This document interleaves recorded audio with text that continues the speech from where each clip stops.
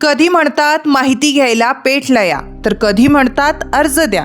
तोही दिल्यानंतर मग मात्र रीतसर माहितीचा अधिकार द्या असं सांगतात. पेठ तालुक्यातल्या माळेगाव शाळा ते आमडोंगरा रस्त्याची माहिती सार्वजनिक बांधकाम उत्तर विभागाच्या कार्यकारी अभियंता आणि उपअभियंत्याकडून दडवली जात असल्यानं संशयाचं धुकं दाटलंय.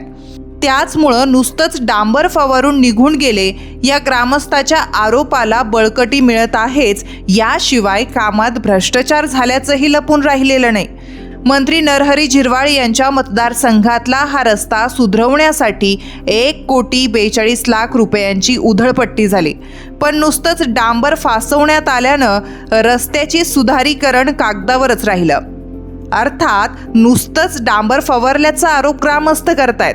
यात नेमकं काय खरं काय खोटं हे जाणून घेण्यासाठी सार्वजनिक बांधकाम उत्तर विभागाच्या कार्यकारी अभियंत्याकडं वर्क ऑर्डर, MB रेकॉर्डिंग अशी जुजबी माहिती मागितली.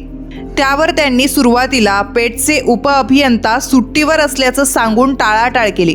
काही दिवसानंतर त्यांनी उपअभियंत्याचा भ्रमणध्वनी क्रमांक देऊन ते मोकळे झाले. उपअभियंत्यानं तर माहिती घ्यायला थेट पेठला या असं सांगून विषय झटकवून टाकण्याचा प्रयत्न केला. पाठपुरावा केला तेव्हा मात्र अर्ज द्या म्हणून आणखीन एक पळवाट त्यानं शोधली. अर्ज देऊन पण 15 दिवस झाल्यानंतर ज्यावेळी माहिती देण्याची वेळ आली तेव्हा या उपअभियंत्यानं ज्ञानाचे धडे दिले. माहिती हवी आहे तर मग माहितीचा अधिकार द्या, त्याला रीतसर तिकीट लावा असं सांगून पद्धतशीरपणे हा विषय पुन्हा टोलवला. जवळपास महिनाभरापासून कार्यकारी अभियंता उपअभियंत्याकडे बोट दाखवतोय, तर उपअभियंता थेट माहितीचा अधिकार अर्जाची भाषा करतोय.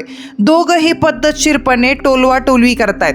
माहिती न देण्याचा त्यांचा हेतू स्पष्ट होतो. ती दडवून ठेवली जात असल्यानं नुसतंच डांबर फवारून निघून गेले या ग्रामस्थाच्या आरोपाला बळकटी मिळते. नुसतंच डांबर फवारलं असेल तर बिलाचे 1,42,00,000 रुपये नेमकं कोणाच्या खिशात गेले असाही सवाल ग्रामस्थ उपस्थित करतायत.